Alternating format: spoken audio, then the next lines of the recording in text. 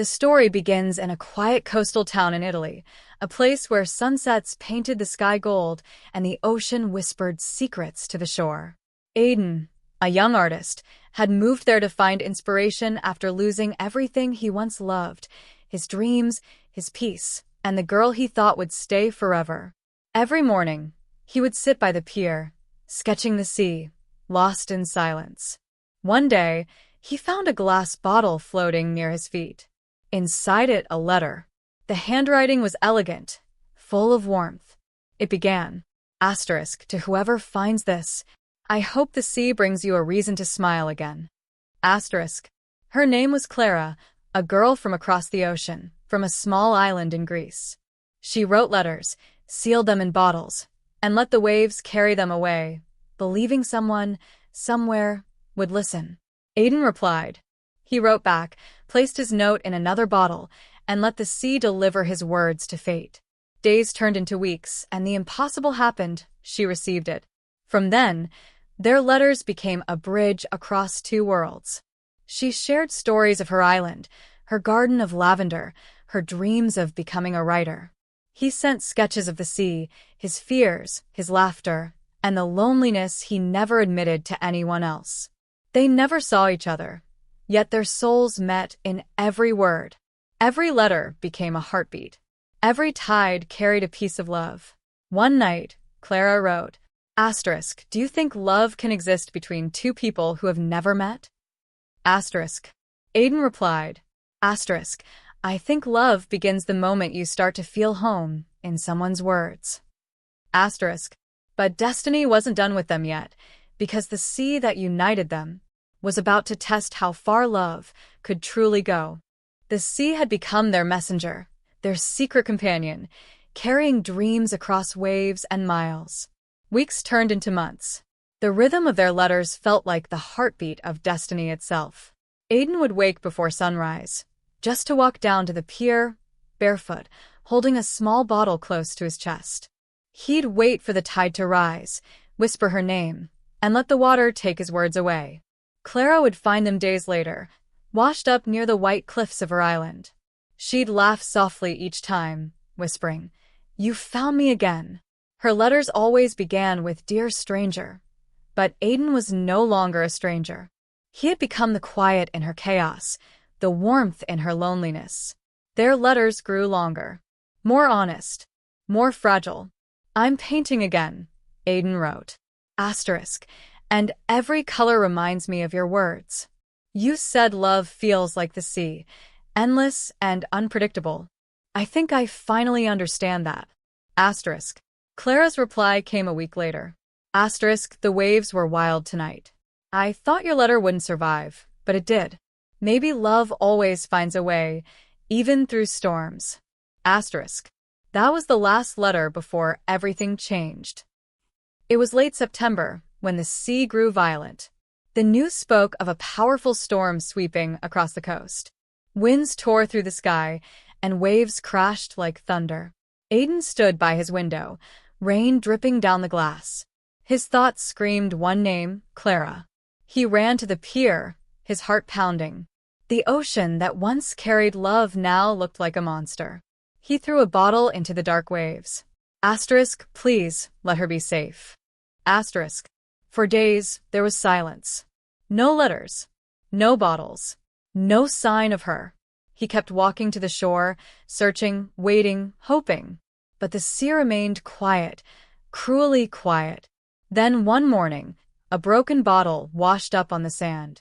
Inside, a piece of paper, torn, soaked, the ink almost gone.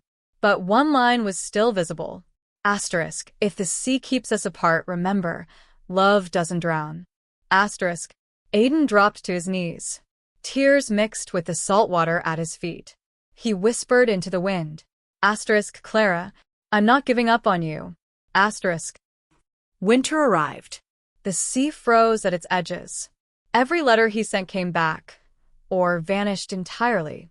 Days turned into months of waiting and wondering. Aiden's art studio filled with unfinished paintings, waves, letters, faces he imagined were hers. He stopped writing but never stopped hoping. And then one day, When the first signs of spring touched the horizon, a fisherman arrived at Aiden's door with a small wooden box. He said it had washed up on the northern coast. Inside a bottle. A letter. Asterisk. Aiden, the storm took everything. My home, my garden, my words. But I'm alive. The sea couldn't end us. It only changed us. If you still believe in destiny, come find me. The lavender still blooms on the cliffs of my island. Clara. Asterisk. Aiden's hands trembled as he read her name. He looked toward the sea, calm again, quiet again, waiting. He packed his paints, his letters, his heart, and walked toward the pier, whispering, Asterisk, the ocean brought you to me once. It will do it again. Asterisk. The tide rose gently, almost as if it was smiling back. The train rattled softly through the Italian countryside, winding past golden fields and olive trees bathed in morning light. Aiden sat by the window, the letter from Clara pressed to his chest. He had read it 100 times. Each word burned into his heart. Asterisk, come find me. The lavender still blooms on the cliffs of my island. Asterisk. He hadn't traveled this far in years. His hands trembled slightly, not from fear, but from the weight of hope that had never truly left him. Outside, the sea shimmered in the distance, the same sea that had once stolen his peace, now calling him home. As the train neared the coast, the sound of waves grew louder. He closed his eyes and remembered her handwriting, her laughter written between lines, her words like sunlight through clouds. He whispered, I'm coming, Clara. I'm finally coming. The ferry rocked gently against the dock, gulls circling above the turquoise water. The island looked exactly as he had imagined from her letters. White stone houses climbing up the cliffs, lavender gardens swaying in the wind, and a small lighthouse standing watch over everything. As he stepped onto the wooden pier, a wave of nostalgia and disbelief washed over him. For months, she had been nothing but ink and paper, a voice carried by the ocean. Now, every breeze felt like it carried her scent. He asked the locals if they knew a girl named Clara. An old fisherman smiled. Clara? The writer? Aye, she lives near the old lighthouse. Keeps to herself mostly. Kind girl. Always by the sea. Aiden thanked him and began to walk. Each step up the hill felt heavy and light all at once. His heart raced. The path wound through fields of lavender, endless purple stretching to the horizon. The air was thick with the scent of her words. At the top stood a small cottage, white walls, blue shutters, and an open window where the curtains danced with the wind. He hesitated at the gate, afraid to believe it was real. Then he saw her. She was sitting on a wooden chair facing the sea, her hair catching the sunlight, a notebook in her lap. She looked exactly as he had imagined, not perfect, but beautifully human, with kindness in her posture and years of untold stories in her eyes. Aiden took a breath that trembled in his chest. He whispered, Clara. She turned. For a moment, time stopped. The wind stilled. The waves quieted. Recognition flickered across her face like sunrise after a long night. Aiden, she said softly. Her voice was exactly as he remembered it from the letters. Warm, fragile, real. He walked closer, afraid that if he blinked, she'd disappear. She stood up, tears glistening in her eyes, and laughed shakily. I was starting to think the sea lied to me. Aiden smiled through tears. No. It just took the long way. They stood facing each other, strangers who knew every secret, every dream, every word of the other's soul.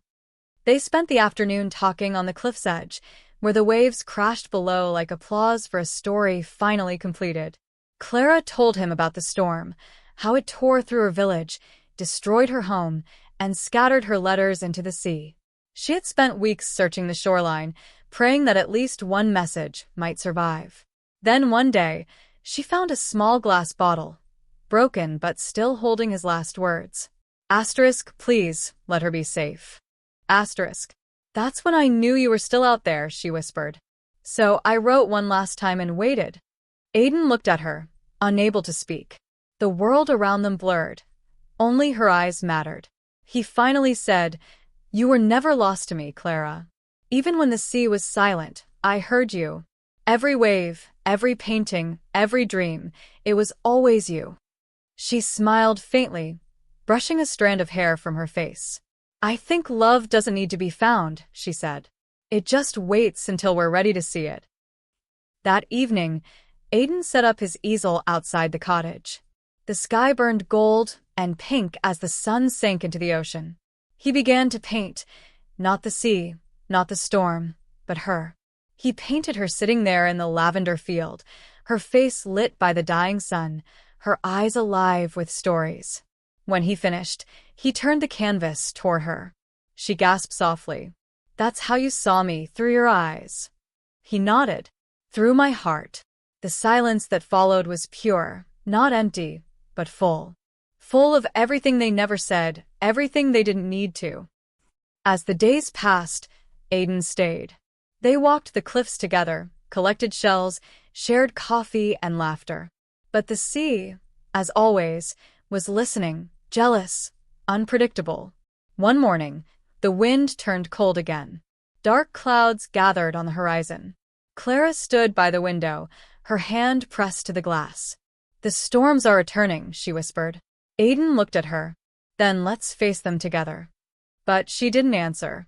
He noticed the faint tremor in her hands, the quiet in her smile. Later that night, she told him the truth.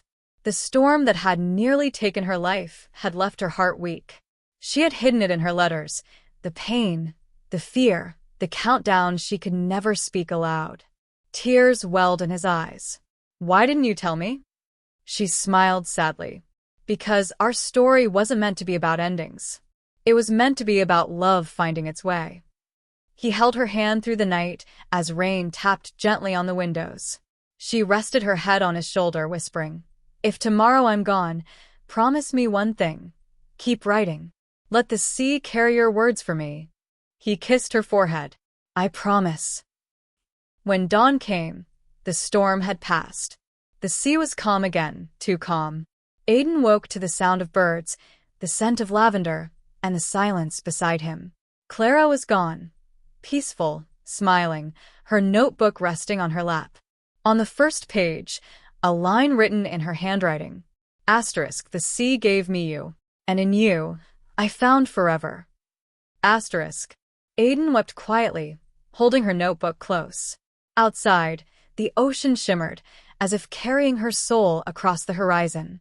He walked to the shore and stood where it all began, where words had once traveled between them. He placed her notebook inside a glass bottle, sealed it gently, and whispered, Take her home. He let the bottle go. It drifted away, rocking softly with the tide, back to the heart of the ocean that had brought them together. Years passed. The island became a place of stories, visited by travelers who spoke of a painter who lived by the cliffs, a man who wrote letters to the sea every morning. His name was Aiden. He never remarried, never left the island. But every dawn, he would walk to the edge of the water, bottle in hand, whispering stories to the waves.